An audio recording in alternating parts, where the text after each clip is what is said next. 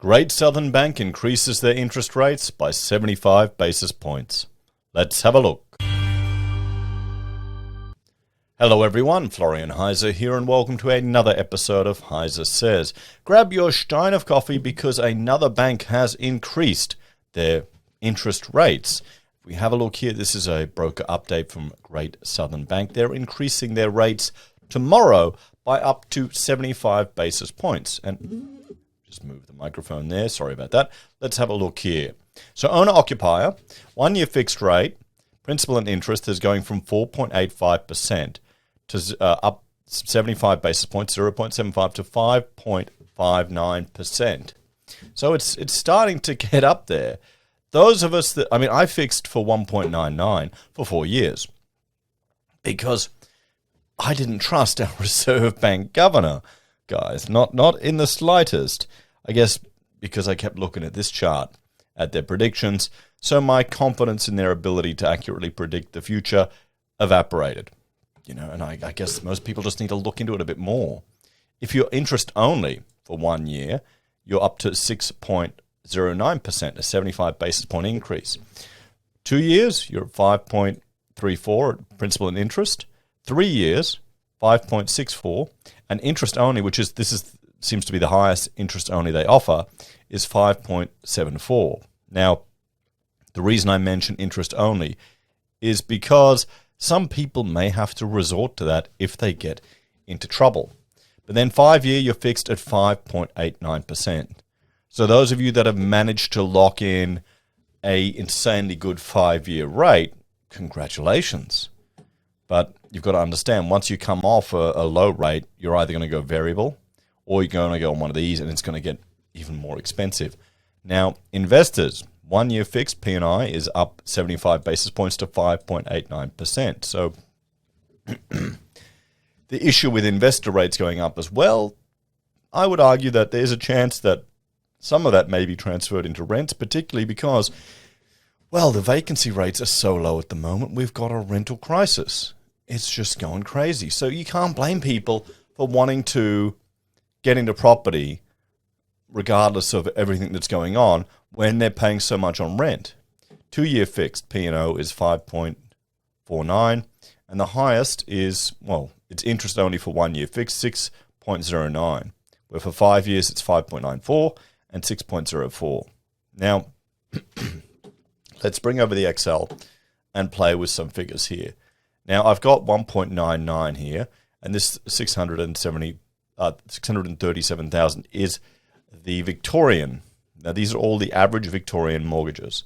So let's say you're going from, we'll do 3 year fixed. You're going from 5.29, so it's already higher than what I think was Ubank was on. That number there, or Westpac, 5.29 to 5.64. 5.64. So right now, you see that's been an increase of 4% in your repayments.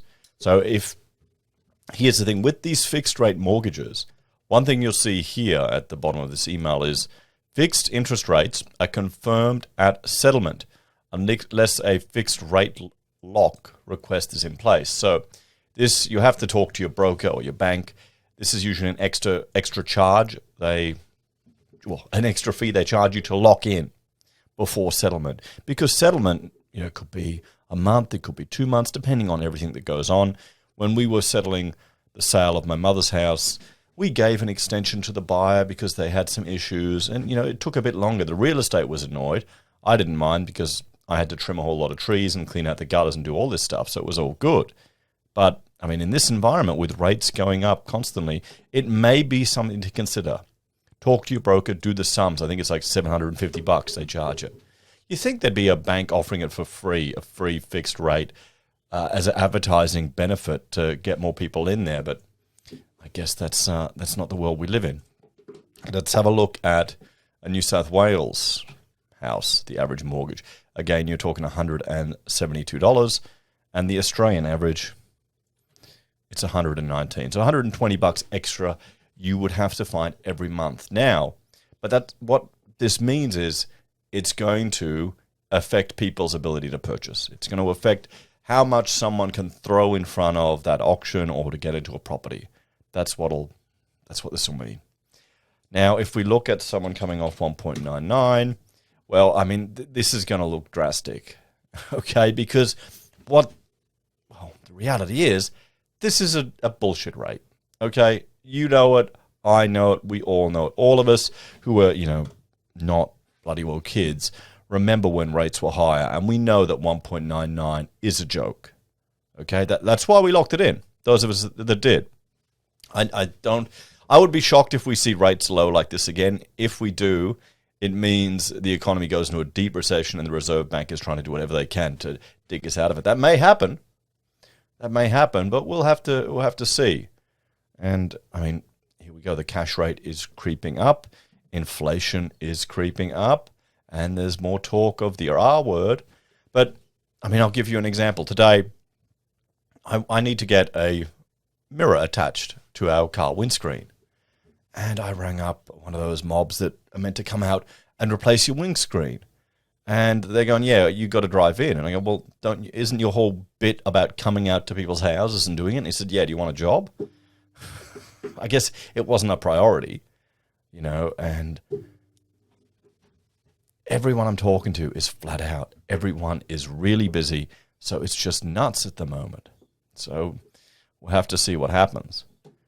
But this is the dramatic one, a 60% increase in your mortgage. But remember, this is the exception, people who have locked into that. If you've gone, $1 million,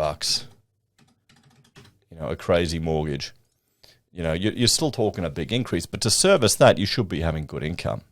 And you wouldn't be basing everything on this 1.99%. The banks will allow a buffer. They'll be basing it on 4.99.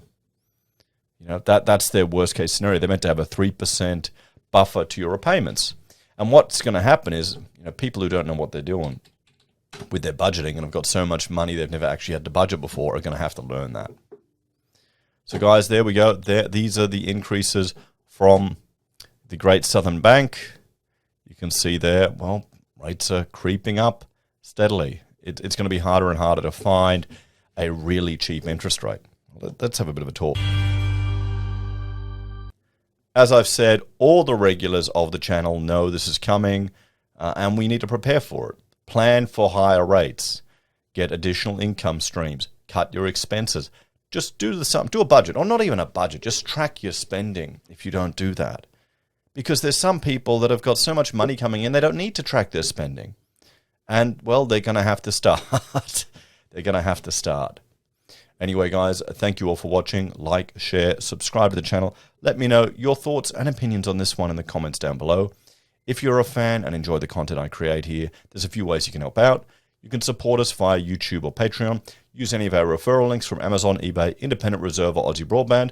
Buy our Pocket Squares or call us if you need an architect. Take care, everyone, and I'll see you in the next episode. Rates are going up everywhere.